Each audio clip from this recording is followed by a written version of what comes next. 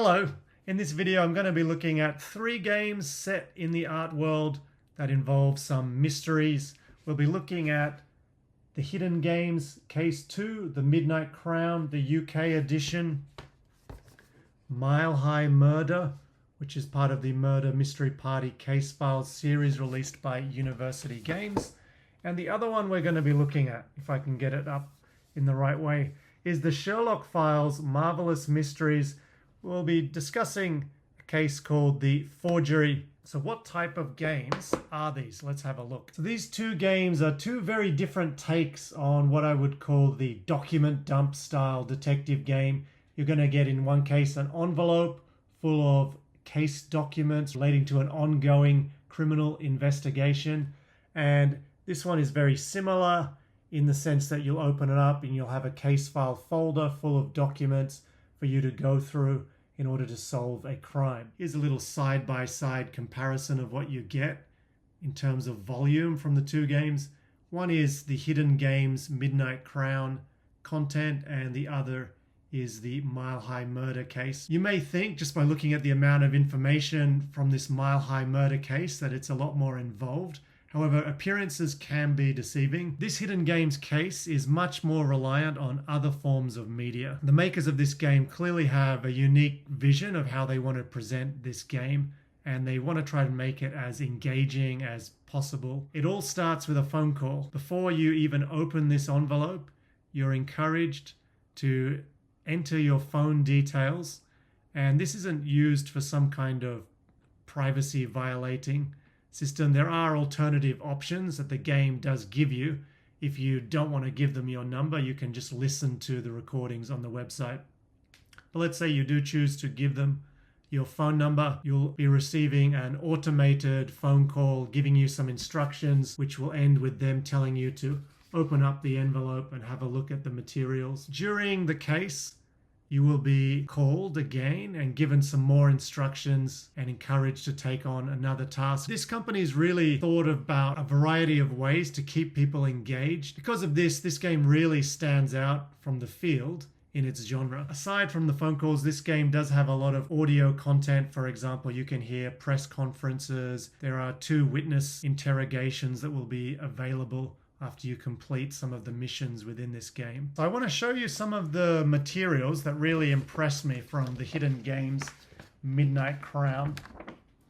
So have a look at that. So all of the characters you'll come across in the game are here, and you can use this to track your details. One thing you'll notice here, we've got names, but here, no names. So as you'll go through the game, one of your challenges will also be to just add, like, who is this person? Who are they? What is their connection to the case? They also provide you with a little schedule which will help you with note-taking for the game.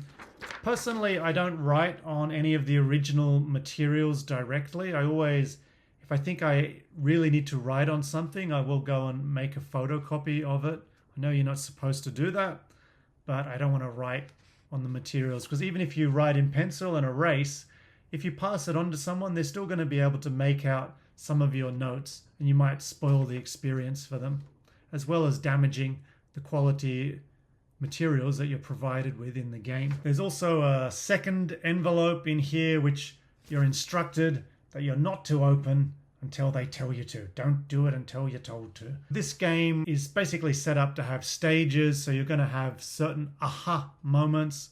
You'll get aha moments in the Sherlock Files game. Unfortunately, Mile High Murder doesn't really have that aha moment, which is one of the things I really enjoy about doing these games. A particularly unique part of this game is its audio epilogue, which lasts over 8 minutes. So it's very in-depth. It goes through everything involved in the story, goes through each character, and it really will help you understand any little detail you might have missed while playing the game. On the other hand, Mile High Murder is very much what you get in this case file is what you get in the game. There's really no other features. There is an online solution available, and there is an online hint system, though really, well, I'm going to get to that later. It'll take me a few minutes to calm down after talking about that, let me tell you.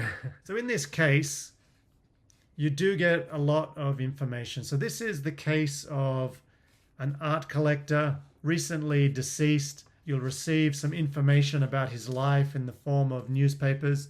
The presentation of the materials here is excellent. Actually, both Hidden Games and the Murder Mystery Party case file series, even though they have different formats for how they show their documents are very good. There are a couple of typos in Mile High Murder. They aren't really significant. Same as with Hidden Games. The Hidden Games cases are translated from German, so there are occasional moments where you find slightly unusually worded things. Can be a little bit overly formal in its language use. So there's some more examples of documents from Mile High Murder.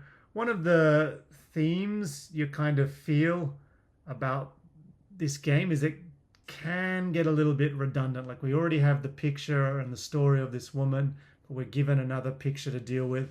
As you go on through this case, you do tend to find, like, okay, we're finding out about this again and again, and it does feel as though it's more padding.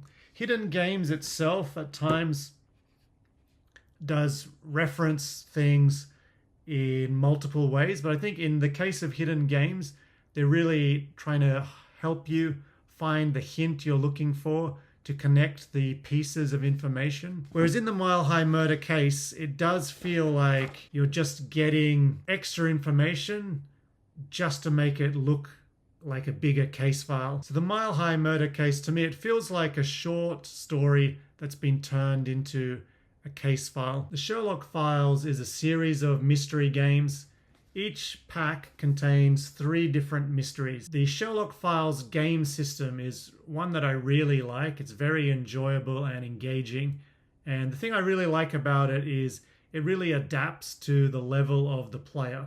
I'm going to talk a little bit about the system now. I recorded this before all of the videos I've already uploaded, and I just realized that I spent too much time explaining the nuts and bolts of a Sherlock Files game.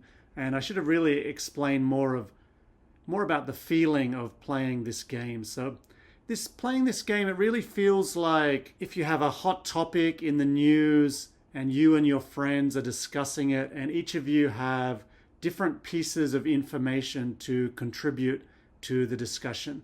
Maybe one of your group members found some interesting thread on Twitter about it. Maybe you've read a newspaper interview with one of the witnesses. Let's have a peek inside one of the boxes here. So you'll open it up. I actually took out the instruction page earlier, but in each box you'll see you'll have 3 little booklets and 3 sets of cards. Each set is 32 cards. Each of the games are independent in that you can play them in any order and they are not connected, but they all follow the same rule system. Each game in the Sherlock Files begins with the reading of an introductory passage, and then the first card in the deck will be made publicly available amongst your group members. Every group member will get the chance to have a look at this picture. The other cards will be shuffled and you'll spread them out amongst yourselves, but you'll only receive 3 at the beginning of the game. If you're playing in a group of 2 to, I believe it's 5, you get 3 cards each. So this game gives visual hints on some of the cards, and they also have a lot of text-based hints. I usually play this game in the 2-player format, so I have 3 cards, my partner has 3 cards, and of course if there's 32 cards in a deck, we're only really seeing a fraction of what's there. So at the very beginning of the game, there's a lot of uncertainty about the problem you're trying to solve. Of course, seeing the introduction, you're going to realize what the core mystery is. Maybe there's been a murder. In the case we're reviewing today, it's a forgery. So of course, you know you're going to be looking for details like who is the person that drew the forgery. But you don't know the other aspects of the case that are going to be involved. It makes it very difficult starting out. You really feel like in the 2-person format, like you're stumbling around in the dark a bit. And I actually kind of like that process. It does force you to come up with some of your own theories and to think about not wanting to discard certain information too early that seems like it doesn't really fit with the case. Each case involves deduction, but it also involves some memory.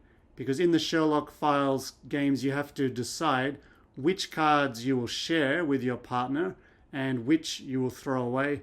The game does have a scoring system which punishes you if you reveal information, reveal a card that is not needed when it comes time to answering the 10 questions that you'll have to answer at the end of the game. So in a deck of 32 cards, there might be 2 or 3 cards that are very obviously important. For example, a picture of the body at the crime scene. However, most of the other cards, especially early on in the game, it's really unclear how important they are in terms of the case. I do really like this format for the game. I really enjoy that early aspect where it's a real struggle trying to work out what might be important and what might have happened in the case. You will be discussing the public information, the information that you've shared with your partner and the information that they have shared with you, and you're allowed to make theories based on that. You aren't allowed to mention any information that you throw away until you get to the end of the game and you have no more cards in your hand. At that time, you're allowed to talk about the cards you discarded, but you're not allowed to show them. Because of that, there is an element of misremembered information. So for example, in one case I played, somebody thought that there might have been blood on a particular item. And then when we finally got to the end of the game, answered the questions and had a look at the cards itself, we realized, oh no, that's just paint. You'll get this kind of misremembered detail. For me, I find that a lot of fun. I have noticed that there are people that don't really enjoy this type of game as much. So who wouldn't enjoy a Sherlock Files game? From reading some reviews of people that didn't like the game, it tends to be people that don't like this feeling of having to make decisions early on in the game about which cards to keep, which cards to throw away. They feel like it's essentially luck-based at the beginning of the game. I think it's important to understand that the Sherlock Files game is best suited as a party game, a game you're playing for fun with your friends. If you're someone that really wants to take a mystery game very seriously, it's probably not going to be the game for you. So this particular case I'm talking about set in the art world is a case of a forgery. I would say this is not one of the stronger cases of the Sherlock Files. It's not one that I would say you have to go out of your way to find this one and play it. If you are interested in art forgery related crimes, I would say that there's an element of a lack of realism to this case that isn't there in some of the other Sherlock Files games. To say more than that would be giving things away. And the key with this Sherlock Files game, because there's only 32 cards, I can't really show you too much. So here is the central plot to these games. Again, these aren't spoilers. These are things that you're going to be finding out rather quickly once the game begins. So in the Hidden Games Midnight Crown, this game centers on the theft of a near priceless heirloom. Well, not priceless, but you know, more pricey than you and I can afford. And in its place, a piece of iron pyrite, fool's gold, has been placed. What is the meaning of this fool's gold? And who stole this crown? The theft took place in a local art gallery, and this local art gallery appears to be in a feud with a neighboring gallery. Is that a connection to the case? These are some of the things you're going to have to figure out. Mile High Murder centers around a murder that took place during an international flight. It's a very Agatha Christie style setup. We have the death of the elder gentleman. I showed you his picture earlier. He is an art collector. He has many contacts in the art world. In his will, he has bequeathed his art collection to many of his acquaintances, mostly people from the art world. He's someone that travels a lot between the US and the UK. So a lot of his contacts are from the US. His lawyer sends a letter to all of the people, and he has prepaid their flight tickets, and they are all to go together on the same flight. And wouldn't you know it, in an Agatha Christie style setup, when everybody has the motive to gain from somebody's death, they are there when they die. A weak point of this is that every person's motive within this game is murder. There really aren't any interesting relationship dynamics between the group. There isn't the grudge, there isn't the affair, there isn't that type of rivalry going on that makes other games in this genre quite enjoyable. The motive aspect is very dry. Everybody has the chance to gain the same amount of money from the death of this one person. The game does have a lot of profiles on fictitious figures from the art world. You've got entrepreneurs, investors, different collectors. And finally, the Sherlock Files case, The Forgery. What is this case about? I'm going to read you the introduction. I've already shown you that opening card. I'm not going to give you any other information about this specific case because of that, because once you've gone past that, everything else is a potential spoiler. Feel free to skip ahead if you want to skip this introduction. It's going to take a little while. The Forgery. Auction room at Sotheby's, London, 29th April 1887. The attendees enter the auction house and take a seat, whispering amongst themselves. Someone asks for silence with the tapping of a mallet. Good morning. Everything is ready for the session. The volume of the voices slowly decreases. The renowned appraiser, Reginald Webster, presides the auction. Thank you, Sir Webster. 3 lots will be auctioned today. Let's start with Lunch by the Pond by Liam Beldam. 2 men access the stage, unload a massive painting, and place its base on the ground. The starting price will be £120,000. Then Reginald Webster speaks. Would you excuse me for a moment, Lady Sotheby? But of course, Sir Webster. The crew holds its breath while Webster inspects the painting. Is something wrong? The attendees start whispering among themselves. This auction must be stopped. Excuse me? This is not Lunch by the Pond. It's a forgery. Whispers grow until they take over the room. So that's the beginning of the forgery case, which, if you choose to play it, will be revealed over 32 cards, including the 1 card you'll see at the beginning. So when it comes to fun, there's no doubt that these 2 games are much more enjoyable than Mile High Murder. Both games, because of 1, their form of gameplay, and 2, some of the choices of the game, do trade a little bit of realism in order to give you the fun experience. In this case, it's the gameplay of the Sherlock Files. You're not going to see all of the evidence, and you're going to have to rely on, in some cases, the recall of your partner or their judgment in choosing which cards to show you. The Hidden Games case does rely on deductive logic. In that case, it's a very logical case as far as the decisions you'll be making. It can come down purely to logic once you're able to connect the different pieces of the puzzle together. And by puzzle, I don't mean a physical piece-by-piece jigsaw. One of the aspects of the Hidden Games case that's a little bit unrealistic is a lot of the evidence that is given to you will not have the specific names of the individuals involved. They might say, this is a screenshot from this laptop with this IP address.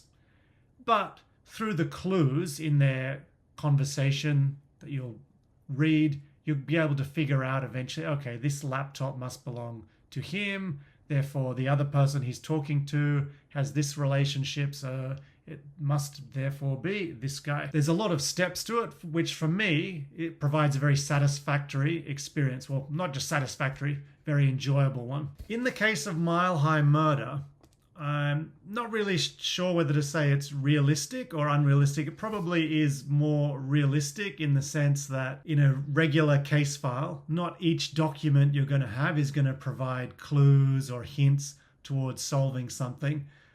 But for me, that type of experience of finding different hints and a variety of clues to piece together information is what I enjoy the most about the games in this genre. Mile High Murder for me feels very much like a very short story, 3 or 4 pages at most, maybe 2 pages, 3 pages, and it's just been padded out into a case file. I'm going to show you some documents that I think are really the only things that are needed in terms of being able to solve the central mystery here. This is the Air Marshal's notebook, and all you need to do really within this whole case file, you get sort of maybe 4 pages here that are very relevant to the case. Well, a bit more than 4 pages, 5 pages maybe, that have some details of what went on in the flight. As you can see, there's not a lot of information here. So a lot of the information you'll be reading in this case is just background information. And the other document that's of significance in solving the case is the toxicology report. When you get to the solution of the game does give you a solution that you might be able to accept. For me, I feel like the information given in the game could be interpreted in a variety of ways that you feel like, well, maybe this other person could have done it because he had access to, XYZ and so on. We are told that the person who did it ended up confessing. So in that case, okay, they were going to be able to make a conviction. I don't believe you would have gotten a conviction in this case if the person that was accused of it or guilty of it, according to the game, had just said, no, it wasn't me, I didn't do it. I think it's just a little bit too vague. So in that sense, you could argue that Mile High Murder is the most difficult of the cases. But in any event, it's the thinnest in terms of mystery solving, detective work. All 3 games do have a 1-player mode. They could also be played by a group. Essentially, in these games, all you'd be doing is sharing or taking turns looking at the materials, or perhaps looking at them together. In this case, the 1-player experience would be quite different because you don't have that information sharing between partners. I haven't played the solo version of the game, but I have looked at the rule set. My feeling is that it still would be very enjoyable. It would become more of a memory-based game. I have experienced this game in groups of 2 and groups of 4. Groups of 4, I would say, is the easy mode for this game. When I played it at a group of 4, my group reached the Sherlock level score. And playing in a group of 4, there's a tendency for the play to be a bit more aggressive. People are more confident in their ability to memorize the cards that they have, so they'll probably put these cards face down. As a result, you're probably going to find that you might not have as much context on the individual level, depending on how many cards have been thrown away. Whereas in the 2-player game, I still feel like I have a lot of context. There's a few details of the case that are still eluding me that I need my partner for help with. I have played a lot of games in this document dump style genre. One thing I would say about this game in particular, I really felt like I would have enjoyed having other people playing this game with me. Most of the other games I'm fairly satisfied to have played solo, but in this case I really felt like I did miss something by not experiencing this with others. I really felt like, of the document dump genre games, this is the one that I would most recommend playing with 2 or more players, and I would recommend playing this game in a single sitting. Most of the games in the document dump genre, it's very easy to pick up where you started from. Maybe if you've taken some notes, you can just review the materials again at your own pace and restart. I do recommend playing this one from start to finish in one sitting. But again, when I played this myself. I started this on a Shinkansen bullet train in Japan. My daughter had gone to sleep, so I got this game out. I was listening to the phone calls, and after about an hour, I'd gone through most of the materials, and I'd got the second phone call and was given the surprise task. And then I was at my stop, and I had to wait a few days before being able to finish this game. And Mile High Murder is also unique in that because of the nature of this mystery, there's not a lot of hidden clues. There's not a lot of questions that you'll have during the game that you're going to be looking to find the answer for. I would say this is actually a good game to play with a group. I think a group might actually have a better experience than a solo player. Playing this solo, by the time I got through all the materials, I was starting to become quite angry and annoyed with this game in that I was getting a lot of redundant information and I wasn't really having any of the kind of open questions I had in the back of my head. They weren't being answered. I was feeling very dissatisfied by the depth of this mystery. I think maybe 4 people playing together, splitting the documents would speed things up a bit. You could share information. Maybe you'd get more out of it in less time. One of the most important features of these detective games, especially the document dump games, is their hint systems. And some games have much better hint systems than others. Here we have another example where the hidden games case shines over Mile High Murder. The hint system gives very finely grained hints that will nudge you towards the solution. You can look up any of the documents you are given on the website's hint system and it will nudge you in the right direction. I only needed to access the hint system once. I do really like the way that a game like The Midnight Crown or Fire in Adlerstein gives its hints. It nudges you in the right direction, allows you to think it through for yourself, and if you don't know, it will eventually say, here is the answer. So the hint system is one of the significant weaknesses of Mile High Murder. The Murder Mystery Party case file series, they all follow a similar model to the Fire in Adlerstein game in their layout and things like that. This little detective stories mark on the Murder Mystery Party case files does indicate a very different style of game to the games that do not have the detective stories mark. The detective stories are written by a German company and their games are licensed by University Games to be released under this Murder Mystery Party case files banner.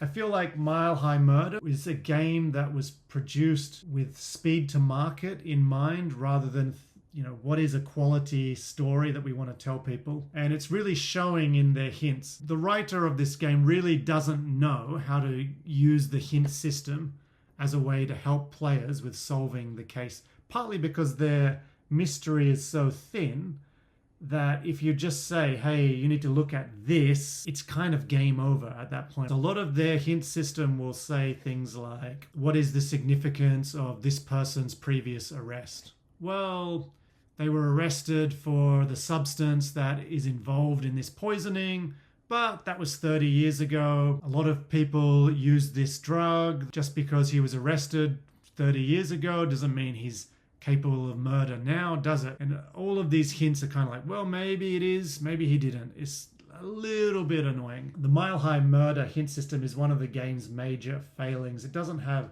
the friendly, nudging, helpful nature of the hint system you'll find in the Midnight Crown game by Hidden Games. Finally, no hint system for the Forgery. The game mechanics itself work as a hint system. So one of the things I really like about these Sherlock Files games is the game within itself kind of adapts to the level of the player. If you and your partner really are uncertain about what is going on, you're probably going to be taking fewer risks. You're not going to be throwing away those cards. You're going to be making those cards public. So you're going to have a better idea of the full story. Of course, you do have to throw away 6 cards by the end of the game, but you will find by the end of the game, when you get to your last few cards, you have a pretty strong idea of the main thrust of the story.